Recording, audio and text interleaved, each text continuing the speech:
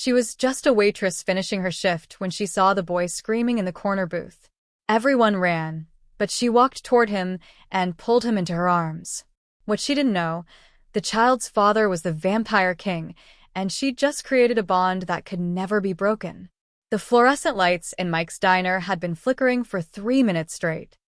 Maya wiped down the counter for the 4th time, her feet aching in her worn sneakers. It was 11:47 p.m. on a Tuesday, and she'd been on shift since noon. Only 13 minutes until closing. She could practically taste freedom.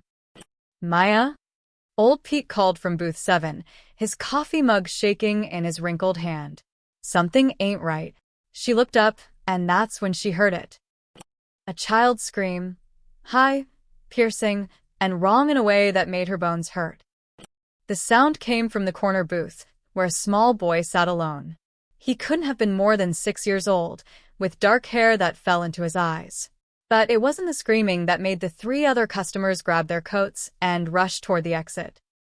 It was the shadows. They were moving. Not the normal way shadows shift when light changes, but crawling, actively crawling across the red vinyl seats like living things. The boy's small hands gripped the table edge, his knuckles white, his eyes squeezed shut as darkness pooled around him like oil spreading on water. The lights flickered faster. One bulb exploded in a shower of sparks. "Call someone," the businessman from booth 3 shouted as he stumbled toward the door. "Call, I don't know, animal control." But Maya's feet were already moving. She didn't think, didn't analyze, didn't question why every instinct told her to run toward the screaming child instead of away. She dropped her dish rag and crossed the diner in 5 strides. "Hey," she said softly, sliding into the booth across from him. "Hey, sweetheart. It's okay." The boy's eyes snapped open. They were too dark, black from edge to edge, like someone had poured ink into them. His scream intensified, and the shadows surged upward, climbing the walls. Maya reached across the table and took his trembling hands. The shadows recoiled as if she'd thrown acid on them. "I've got you," Maya whispered, and before she could second-guess the absolute insanity of what she was doing, she slid around to his side of the booth and pulled the child into her arms. The scream cut off like someone had flipped a switch. Silence crashed into the diner so suddenly that Maya's ears rang.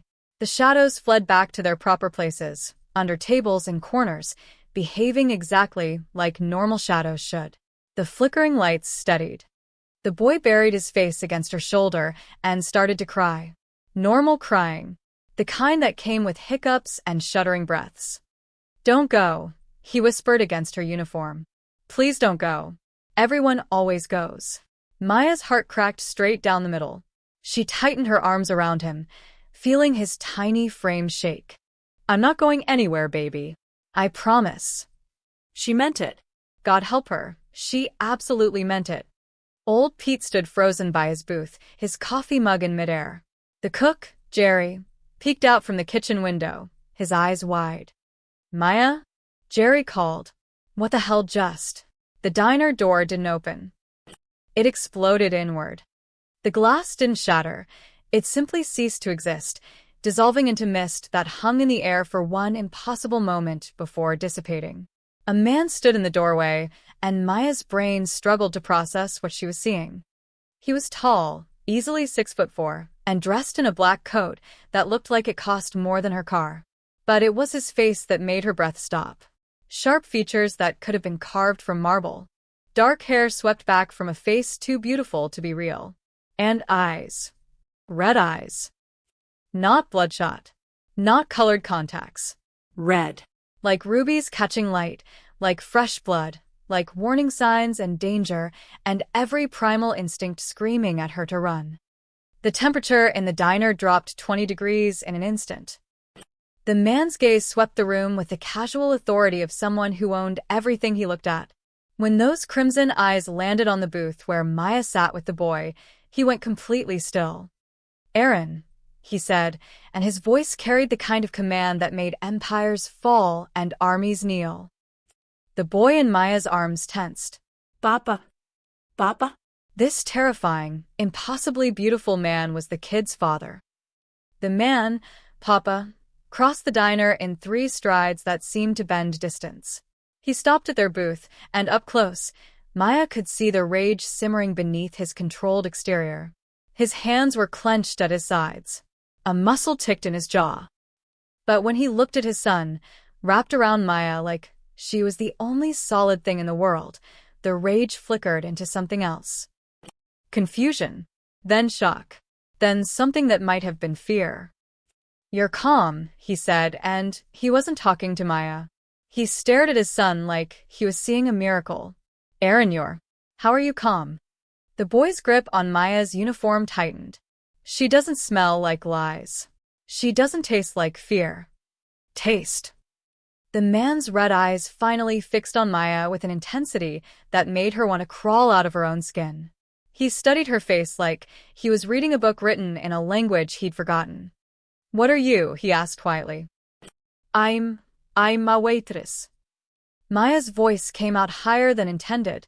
"Look, your son was upset, so I just—" "Life bond," the man interrupted, the words sharp as a blade. "That's impossible. Humans don't." He stopped, his expression shifting through a dozen emotions too fast to track. When he spoke again, his voice was dangerously soft. "Miss, I need you to let go of my son." "No." Aaron's scream was immediate and piercing. The lights flickered. Shadows twitched at the edges of the room. Okay, I'm not letting go," Maya said quickly, holding the boy tighter. The shadows settled. The lights stabilized. The man closed his eyes and took a breath that seemed to require enormous effort. When he opened them again, Maya saw exhaustion there beneath the power and danger. And something else, desperation. "My name is Kale," he said, "and I'm afraid you've just bonded with the most dangerous child in the world." Before Maya could ask what that meant, before she could process the impossible things she'd seen, before she could even think about calling the police, the diner's back window shattered.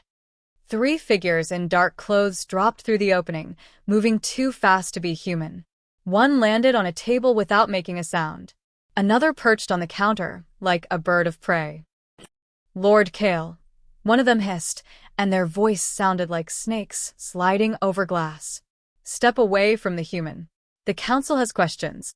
Kale moved faster than Maya's eyes could follow.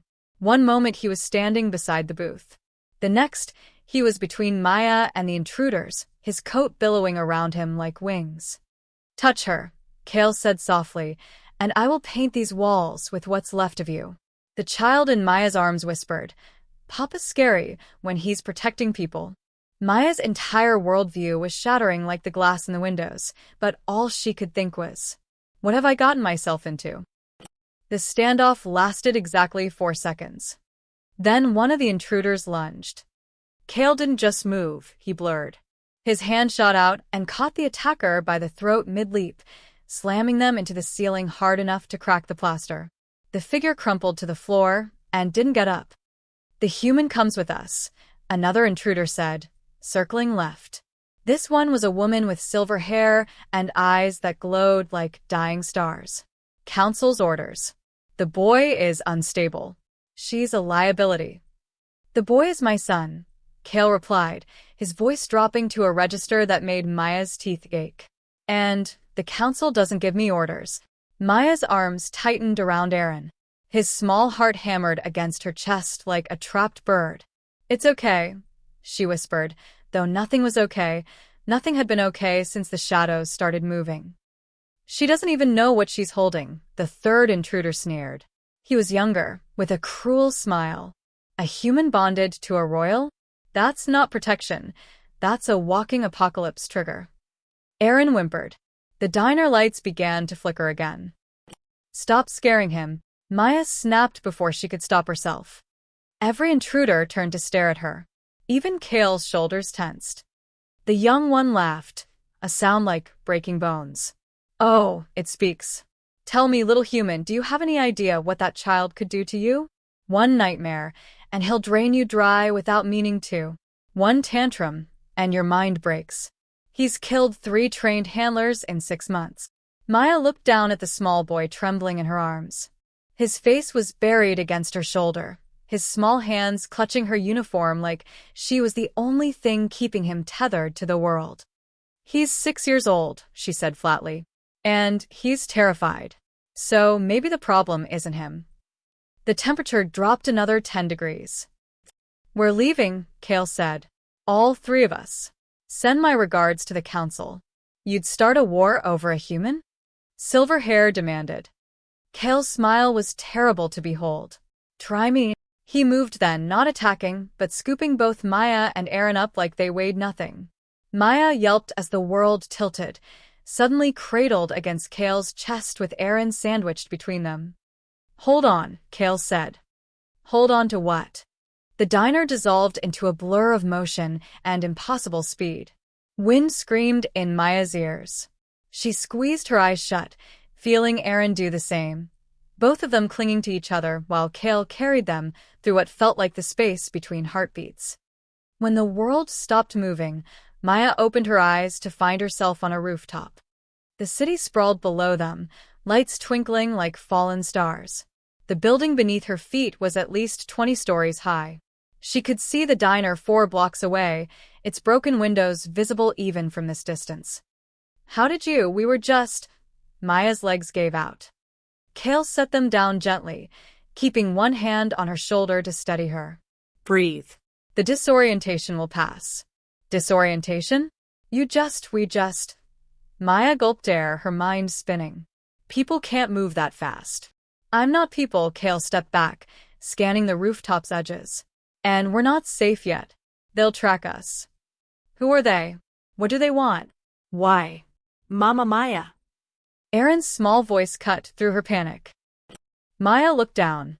The boy was still holding her hand, his dark eyes, normal now, not that terrifying black, wide with concern. "You're scared. I can feel it. Don't be scared." "I'm not." Maya started to lie, then stopped. "Okay, yes, I'm terrified. But not of you, sweetheart." Something in Aaron's expression crumpled with relief. Kale watched them with an unreadable expression. "The life bond," he said quietly, almost to himself. "It goes both ways. He feels your emotions. You'll start feeling his soon." "What is a life bond? Why does everyone keep saying?"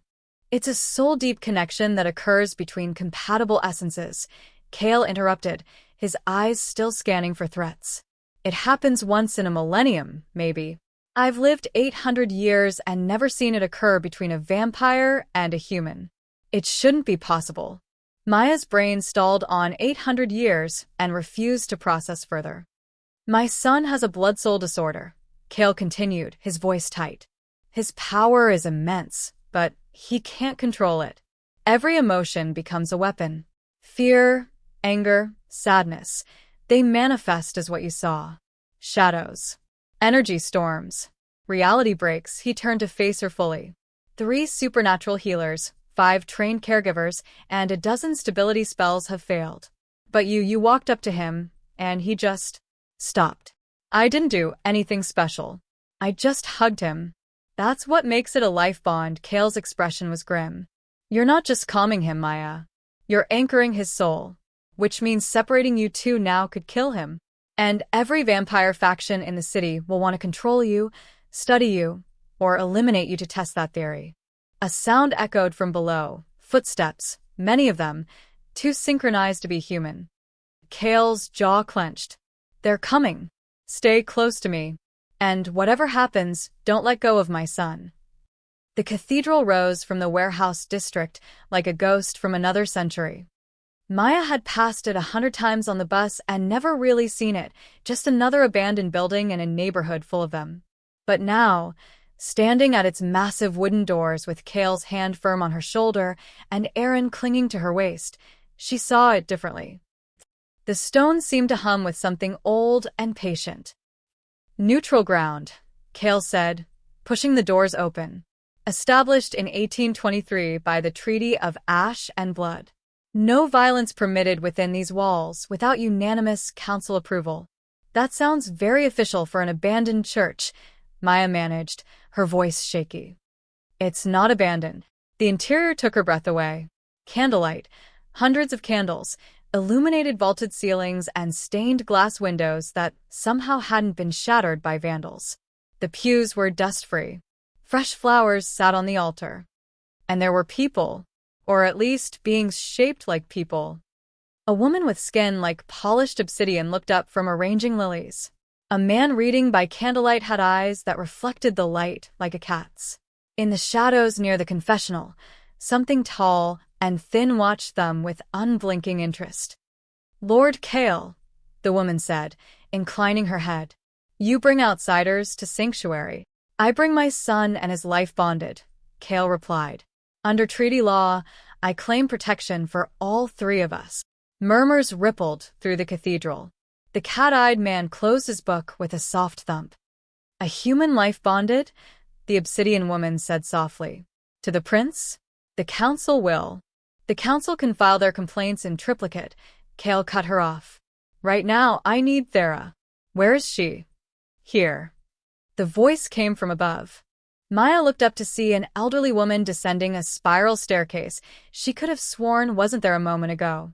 The woman moved with the careful dignity of someone who'd seen centuries pass, her silver hair bound in intricate braids, her eyes a startling violet. "So," Thera said, studying Maya with unnerving intensity.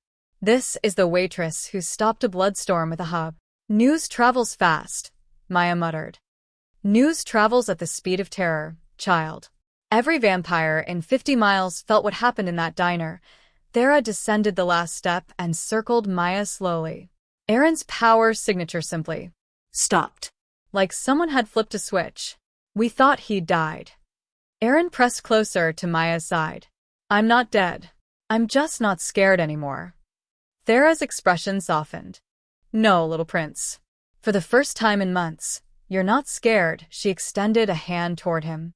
"May I?" Aaron looked up at Maya, a question in his dark eyes. Something twisted in her chest, a flutter of anxiety that wasn't quite hers. She could feel his uncertainty, his worry that the scary healer would take him away from her. "It's okay," Maya said gently. "I'll be right here." Only then did Aaron nod and step forward. Thera placed her palm on his forehead. Her eyes fluttered closed, and the violet irises began to glow softly. The light spread down her arm into Aaron, making his skin luminescent. Maya's breath caught. For a moment, she could see something beneath the boy's skin, veins of light and shadow, intertwined and pulsing, beautiful and terrible. Then Thera gasped and pulled back. "Mother of Night," she breathed. "Kale, his blood-soul meridians. They're stable. Not suppressed, not medicated, actually stable. The fractures are knitting.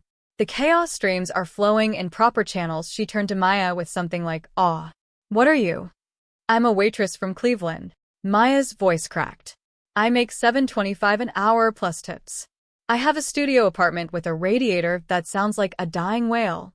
I am aggressively, overwhelmingly normal."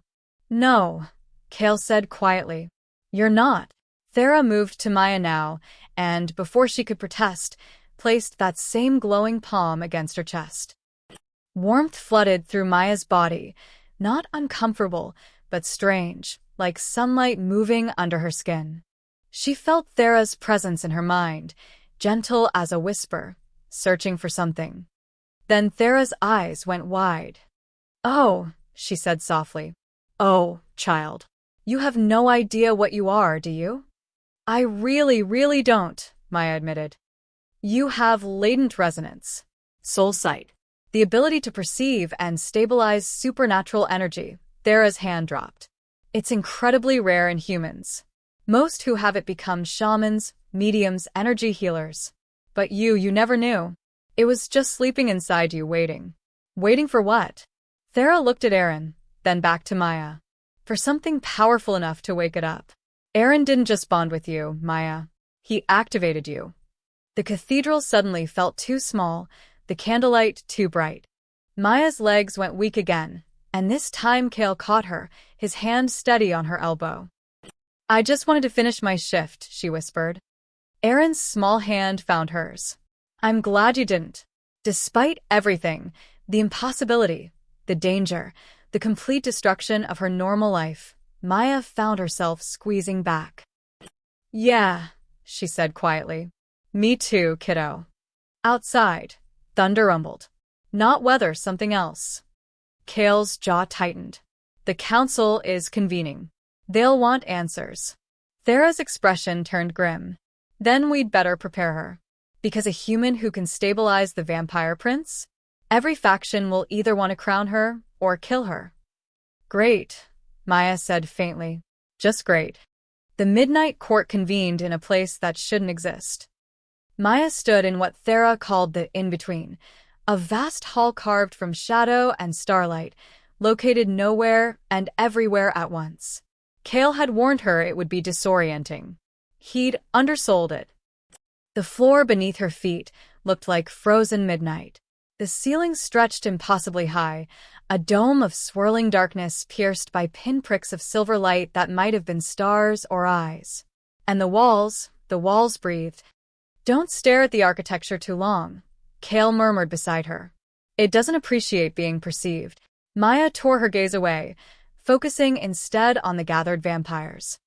There were dozens of them, arranged in a semicircle around a raised platform where she, Kale, and Aaron stood. Each vampire wore their age differently. Some looked young and cruel, others ancient and patient. But all of them watched her with the same predatory intensity. She kept Aaron's hand locked in hers.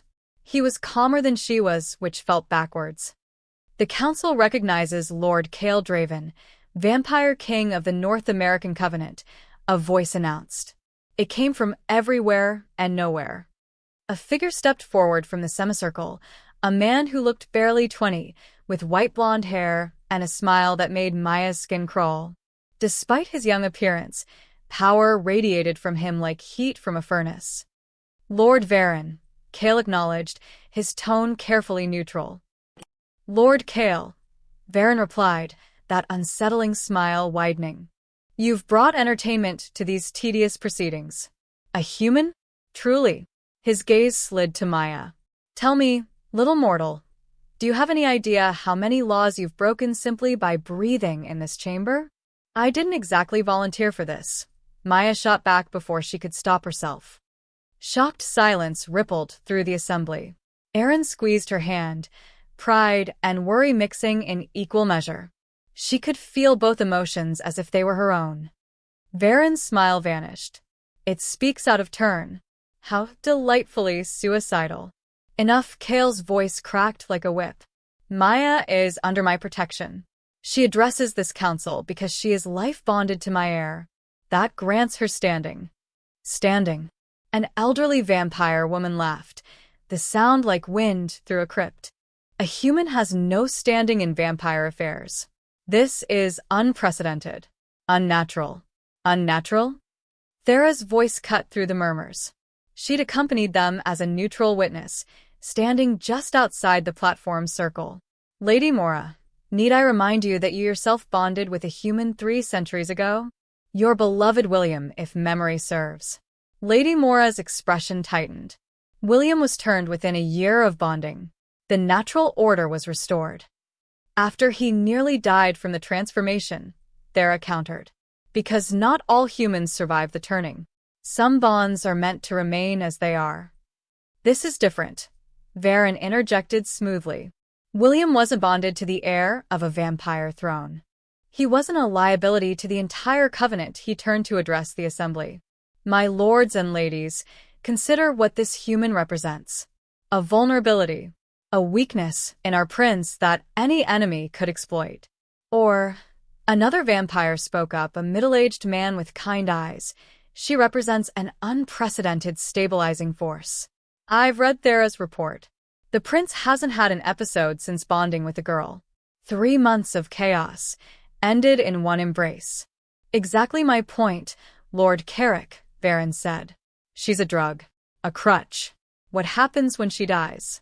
Humans are so terribly fragile. One accident, one illness, one angry vampire, and our prince is right back where he started. Worse, perhaps, because now he'll grieve." Maya felt Aaron's fear spike through their connection. She pulled him closer. What are you proposing, Varen? Kale's voice was dangerously soft. Varen's smile returned. I propose we take the human into council custody, study her, understand exactly what she is and how she stabilizes the prince. Perhaps we can replicate the effect artificially, or transfer the bond to someone more suitable, someone immortal. You want to experiment on her, Kale said flatly. I want to understand her. For the good of our people, Varen spread his hands innocently. Surely you see the wisdom in this? The boy is already attached. Better we act now, before the bond deepens further. The assembly erupted into arguments. Some vampires nodded in agreement. Others shook their heads. Lady Mora and Lord Carrick engaged in a heated debate that involved a lot of hand gestures and words Maya didn't understand. Through it all, Maya felt Aaron shaking. She knelt down, bringing herself to his eye level. Hey. Look at me. His dark eyes were swimming with tears. They want to take you away. Nobody's taking me anywhere, Maya said firmly, loud enough that the arguing vampires paused. She stood, still holding Aaron's hand, and faced the council. You want to know what I am? Her voice shook, but she forced the words out anyway. I'm the person who stayed when everyone else ran. I'm the one who didn't see a monster. I saw a scared kid. And if you think I'm going to let you people poke and prod me like a lab rat while this child suffers, you're out of your minds. The silence was absolute. Varen's expression went cold. You dare. I dare, Maya interrupted, her fear transforming into anger. Because I'm not afraid of you. I'm afraid for him. She pointed at Aaron. You call yourselves his people? His protectors? Where were all of you when he was screaming in that diner? Where were you during his episodes? How dare you? Varen started. But Kale held up a hand. When he spoke, his voice carried the weight of absolute authority. Enough. The council will vote. The vote had been close. Too close. 7 in favor of Maya's protective custody, 8 against. Lord Carrick's deciding vote had saved her, but barely. Varen's expression as they'd left the midnight court promised that this wasn't over. Now, 3 days later, Maya walked through the city farmer's market with 2 vampire guards shadowing her every move. Life had become surreal. She'd called in sick to the diner, indefinitely. Her studio apartment sat empty while she stayed in Kale's safe house, which turned out to be a converted brownstone with more security than Fort Knox. Aaron slept in the room next to hers, and she could feel him even through the walls, a constant warm presence at the edge of her awareness.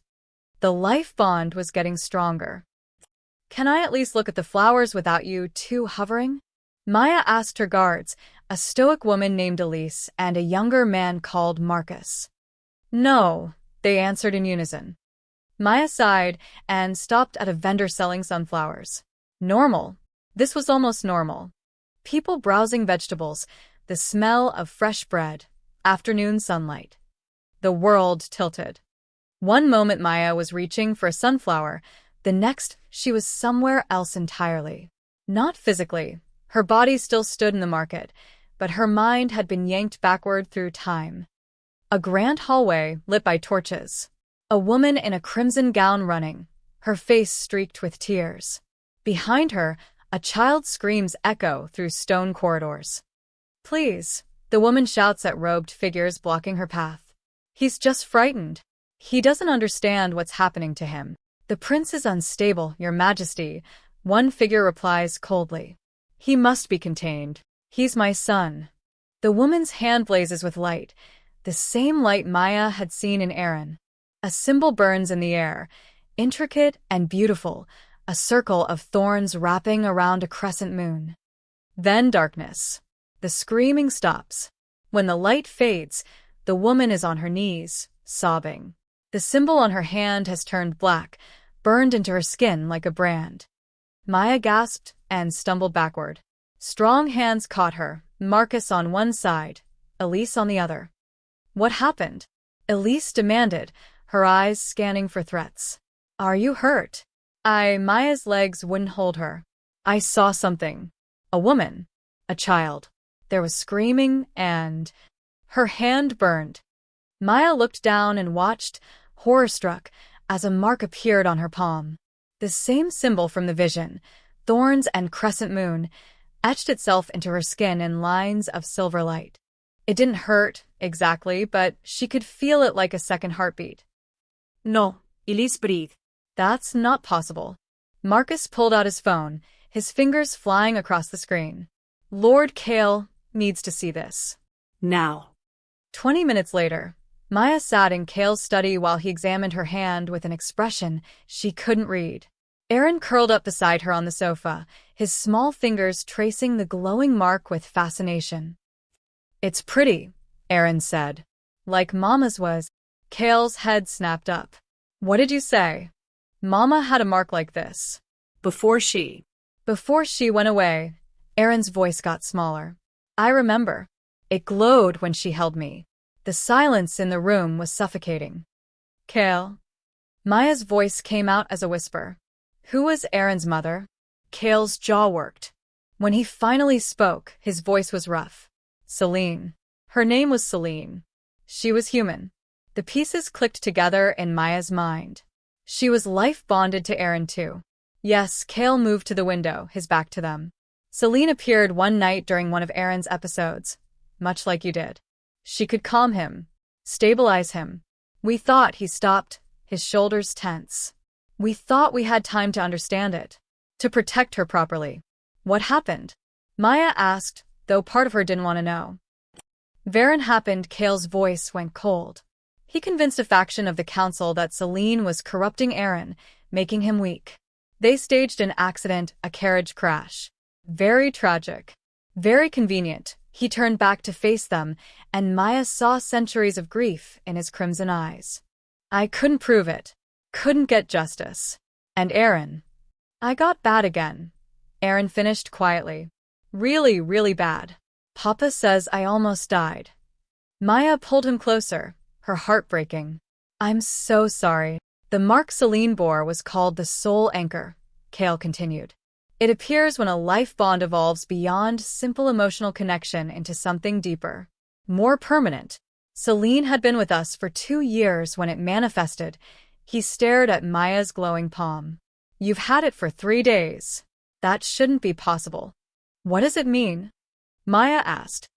It means the bond recognizes you as essential to Aaron's survival. It means separating you now wouldn't just hurt him, it would kill him. Kale's expression hardened. And it means Varen will escalate. He sees you as the same threat he saw in Celine. A chill ran down Maya's spine. He'll try to kill me. He'll try to make it look like an accident, Kale corrected. Just like before. He's patient, calculating. And he has allies who believe humans have no place in vampire affairs. Maya looked at the mark on her palm, then at Aaron's small, trusting face.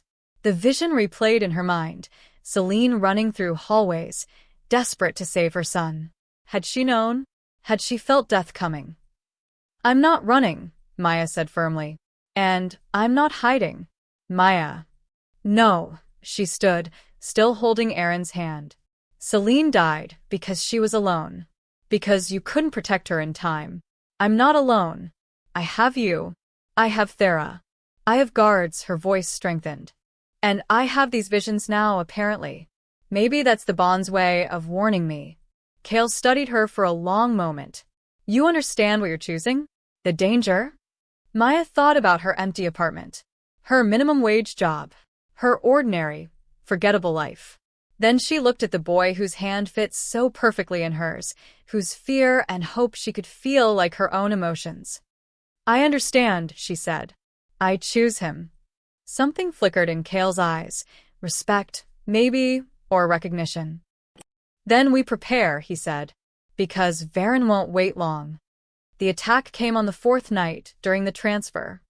Kale had decided to move Aaron to a secure location outside the city, an estate protected by ancient wards that even Varen couldn't breach. Maya insisted on coming, and after a tense argument, Kale relented. They traveled in a 3-car convoy through the industrial district. Maya and Aaron rode in the middle vehicle with Elise. Kale led in the front car with Marcus. 4 more guards followed behind. Overkill much? Maya had muttered when she saw the setup. Not nearly enough, Kale had replied. She understood now. The first car exploded. Not with fire, with shadow. Darkness erupted from beneath the vehicle, flipping it onto its side like a toy. The rear car swerved, trying to avoid collision, and slammed into a concrete barrier. Down, Elise shoved Maya and Aaron to the floor as their driver hit the gas. The car lurched forward, then suddenly stopped, engine dying. Through the window, Maya saw figures dropping from the warehouse rooftops. 10, 12, maybe more. They moved with that same impossible speed she'd seen in the diner. Kale appeared at their door, wrenching it open. Blood streaked his face from a cut above his eyebrow. Out. Now. But before Maya could move, Aaron was ripped from her arms. She didn't see who grabbed him, just felt the sudden, violent absence as he was yanked through the opposite door. Her scream tangled with his. Aaron. The world exploded into chaos. Kale blurred into motion, but 3 vampires intercepted him. Elise threw herself at the attacker holding Aaron, only to be slammed into the pavement. Maya scrambled across the seats, reaching for the boy, but hands grabbed her. The human comes with us, a voice hissed in her ear. Maya was dragged backward into an abandoned warehouse. She fought, kicking and scratching, but it was like fighting steel. The vampire hauling her barely seemed to notice. Through the loading bay doors, she could hear Aaron screaming. Not words, just raw, terrified sound. The warehouse lights began to flicker. Shadows crawled across the walls. Sedate the prince, someone shouted, before he brings the building down. No. Maya's voice tore from her throat. Don't you dare hurt him. The vampire, holding her, laughed. Hurt him? We're saving him from you. He threw her into a corner, where 2 more vampires waited. One held what looked like chains made of silver light. The other held a syringe filled with something that glowed faintly blue. Lord Varen's orders, Silver Chain said. Separate them. Let the prince spiral. Prove the humans a liability. You're insane, Maya gasped. He's a child. He's a weapon. The vampire with a syringe stepped closer. And you're making him soft. When he loses control without you, the council will have no choice but to eliminate the bond permanently. Through the walls, Aaron's screaming intensified. Maya felt his terror like knives in her chest, sharp, overwhelming, drowning. The warehouse groaned. Metal beams began to warp. It's already happening, Silver Chain said with satisfaction. Any moment now. Maya felt something snap inside her. Not break, snap into place like a lock turning. The mark on her palm blazed white-hot, and suddenly she could see the threads. Energy lines connecting her to Aaron, pulsing with distress, but also connecting her to the vampires around her, to the building, to everything. Thera's words echoed. You can perceive and stabilize supernatural energy. Let me go. Maya's voice came out strange, layered with something that wasn't quite hers. The mark on her hand flared brighter. The energy threads vibrated. The vampire holding the syringe stumbled back, his eyes wide. What is she? Maya didn't think. She grabbed the silver chains and pulled. Light exploded through the warehouse. The chain shattered. The vampires screamed, actual screams of pain, and reeled backward, smoke rising from their skin where her light had touched them. Maya ran. She burst through a side door into the main warehouse floor and saw him, Aaron, surrounded by 5 vampires trying to hold him down while shadows writhed around them like living things. His eyes had gone completely black. The concrete beneath him was cracking. Aaron! Maya sprinted toward him. Stop her, someone yelled. A vampire moved to intercept, but Maya thrust out her marked palm, and light shot forward like a spear. The vampire shrieked and dissolved into mist. She didn't stop, didn't think, just ran until she crashed to her knees beside Aaron and wrapped her arms around him. The effect was immediate and absolute. The shadows vanished. I've got you, Maya gasped, holding him tight. I've got you, baby. I'm here. Mama Maya, his voice was so small. I was so scared. I know. I know. I'm sorry. The warehouse doors exploded inward. Kale stood there, his coat torn, blood on his hands, and his expression was murder incarnate. Who, he said softly, surveying the scene, authorized this operation? The remaining vampires backed away. One tried to run. Kale moved faster, slamming the vampire into the wall hard enough to leave a crater. I asked a question. Lord Varen, the vampire choked out. He said you'd thank us when the human was proven dangerous. Dangerous? Kale's laugh was terrible. Look at my son. Everyone looked. Aaron sat calmly in Maya's arms, exhausted but stable. No sados. No chaos. Just a tired 6-year-old who'd been through hell. You tortured a child to prove a point, Kale said, his voice dropping to a whisper. You laid hands on my heir, and you touched what is under my protection. He looked at Maya, and something in his expression made her breath catch. Not anger, something deeper. Something that looked almost like awe. You fought back, he said. Maya looked at her still glowing palm. I didn't know I could. Neither did Varen, Kale replied. Which means we now have an advantage. The midnight court reconvened 2 days later, and this time, it was Kale who demanded the assembly. Maya stood on the platform again, but everything felt different.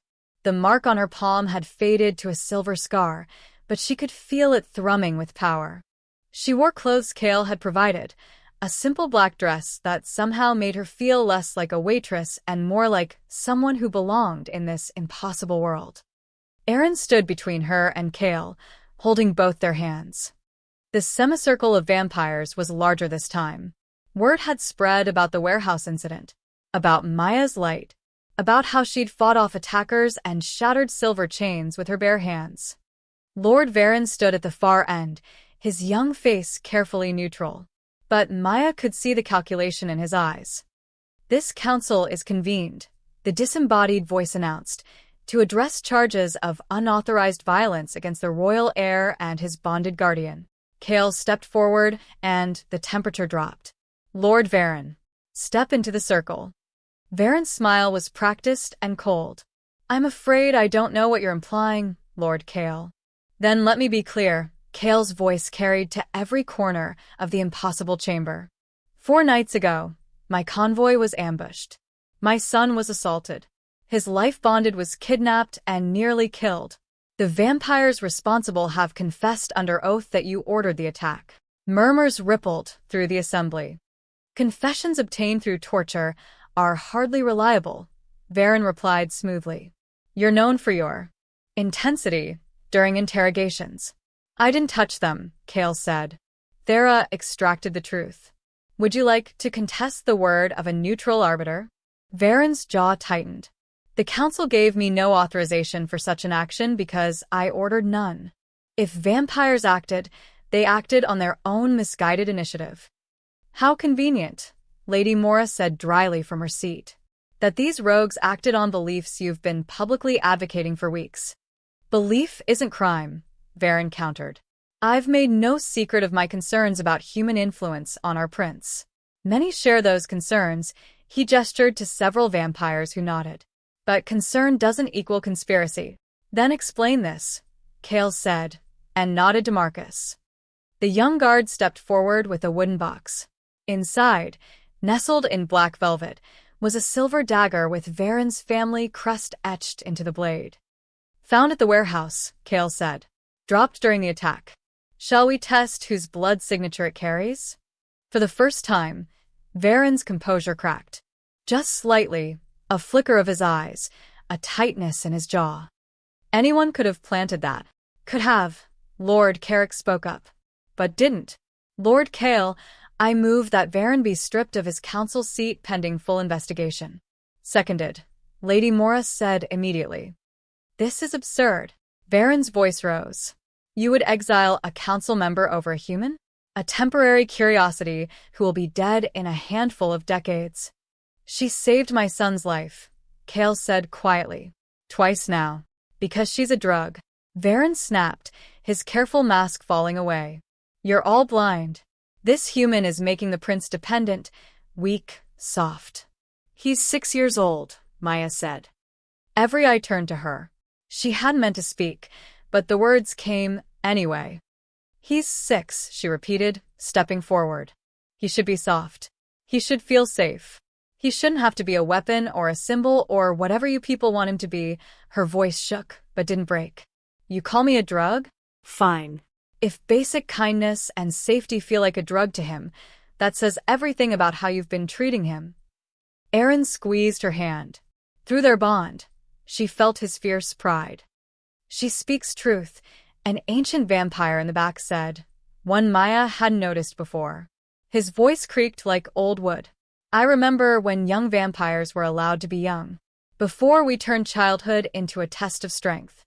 Elder Tobias, Varen said desperately. Surely you don't.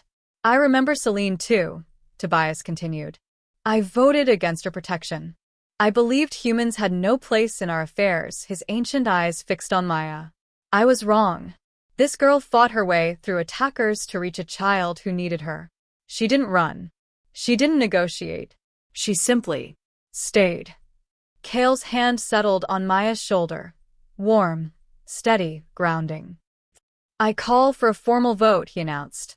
Not on Maya's custody. Not on the bond's validity.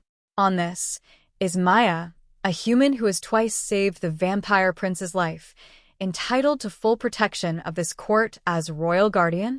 You can't be serious, Varen breathed. A human? An official position? Why not? Lady Mora said. We've had human consorts. Human servants. Why not a human guardian? Because guardians have rights. Varen exploded. They have standing. They can speak before council, challenge decisions even. He stopped, realizing his mistake. Even vote, Kale finished softly. Yes. That's exactly what I'm proposing. The assembly erupted into chaos. Through it all, Maya stood frozen. A vote? Rights? This was so far beyond hugging a scared kid in a diner that her mind couldn't process it. Maya, Kale murmured, so only she could hear. I need you to understand what this means. If the council grants you guardianship, you're bound to us. To this world. Forever. I'm already bound, Maya said, looking down at Erin. The moment I didn't let go. Kale's expression shifted, something warm breaking through his usual controlled mask. All in favor, the disembodied voice called. Hands rose throughout the chamber. Maya counted 10, 12, 15. All oppose. Fewer hands. 7, including Varen's. The measure passes. Maya Reeves is hereby recognized as guardian of the air, with all rights and protections therein. Varen's face went white with rage. This isn't over. Yes, Kale said coldly. It is. Guards, escort Lord Varen from these proceedings. He's suspended pending investigation. As Varen was led away, still protesting, Maya felt Erin tug her hand. Does this mean you really won't leave? He asked quietly. Maya knelt down, meeting his dark eyes. I really won't leave. Promise. I promise. He hugged her then, fierce and tight, and through their bond she felt his joy, his relief, his love. And something else. Something quieter, coming not from Erin but from Kale as he watched them both. Hope. The first human-vampire peace summit in 63 years took place at dawn. Maya had argued against the timing. Doesn't sunlight, burn you? But Kale had explained that ancient vampires could tolerate early morning sun. It was symbolic, he said. A compromise. Both species meeting in the thin hour between night and day. Still, watching dozens of vampires fidget in the golden light filtering through the glass atrium made her nervous. Stop worrying, Thera murmured beside her. If anyone combusts, we have excellent healers on standby. That's not reassuring, Maya muttered. She stood on a raised platform overlooking the assembly hall, transformed from a museum for this historic occasion. Below, vampires mingled uneasily with human delegates, politicians, scientists, religious leaders, all carefully selected. All terrified but trying not to show it. Aaron sat in a chair beside her, swinging his legs and remarkably calm. He wore a small suit that made him look painfully formal. The chaos storms that had once consumed him seemed like a distant memory. Ready. Kale appeared at her shoulder, dressed in formal black that made him look every inch the king he was. No, Maya admitted. Absolutely not. His lips quirked. Good. That means you're thinking clearly. Over the past 3 weeks, something had shifted between them. He still terrified her sometimes, the casual displays of power, the weight of centuries in his eyes, but she'd also seen him laugh at Aaron's jokes. Seen him fall asleep in a chair watching over them both. Seen the loneliness he carried like a second shadow.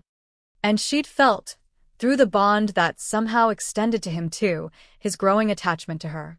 Not the same as the connection to Aaron, something quieter, more hesitant, like someone learning to trust again after a long winter. Ladies and gentlemen, a human diplomat began, his voice amplified through the hall.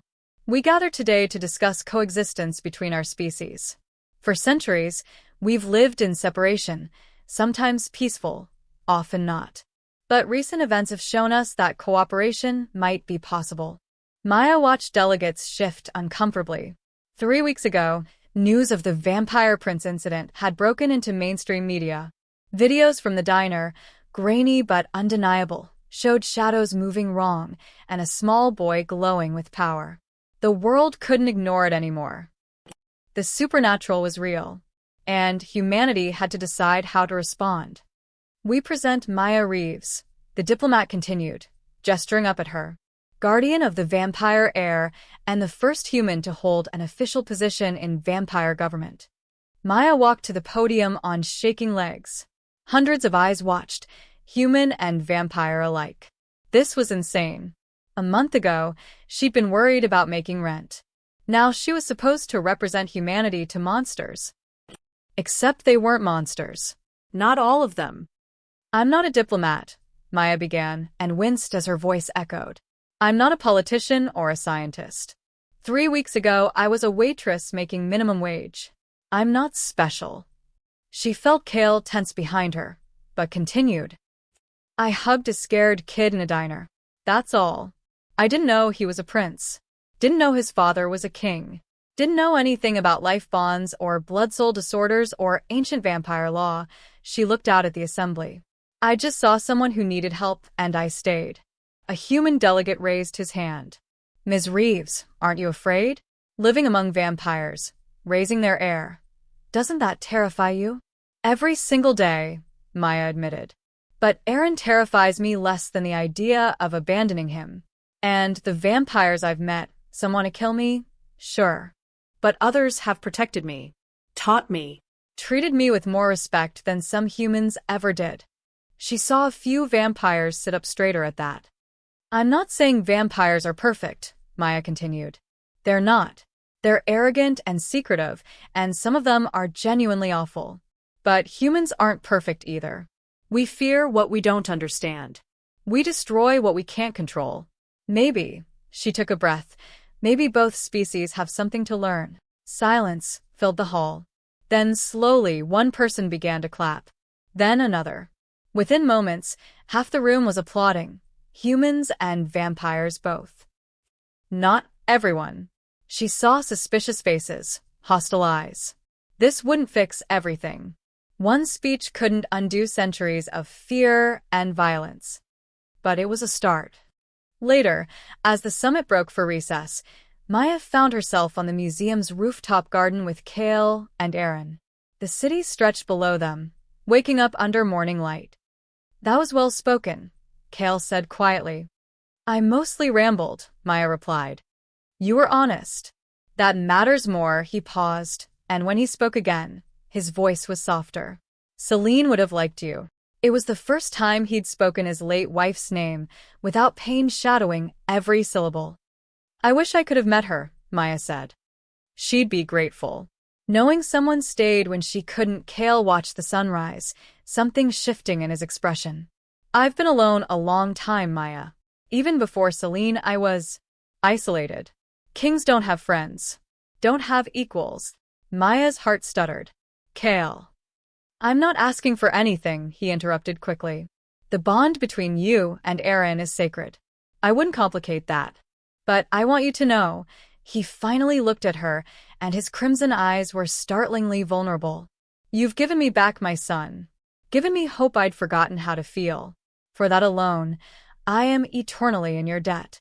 You don't owe me anything, Maya said. We're in this together. All three of us. Something flickered across his face. Relief, maybe, or gratitude. Aaron chose that moment to grab both their hands. Look, the sun's all the way up and Papa didn't catch fire. Kale laughed. Genuine and warm. No, I didn't. Progress. Maya squeezed Aaron's hand and felt, through their bond, his pure contentment. No fear. No chaos. Just a child feeling safe and loved. This wasn't the life she'd imagined. She'd never be normal again. Never go back to anonymous waitressing and quiet studio apartments. She'd have enemies now. Vampires who saw her as a threat, humans who'd fear her connection to the supernatural world. But she'd also have this, a child who trusted her completely, a king who'd become an unexpected ally, and a purpose bigger than herself. What happens now? She asked. Kale smiled. Rare and genuine. Now? We figure it out. Together. Aaron nodded seriously. Together. Maya looked out at the city, at the impossible future spreading before her like sunrise, and realized she wasn't afraid anymore.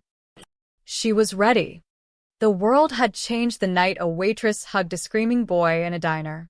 Not because of prophecy or destiny, but because one person chose kindness over fear. And sometimes that was enough to change everything. The end.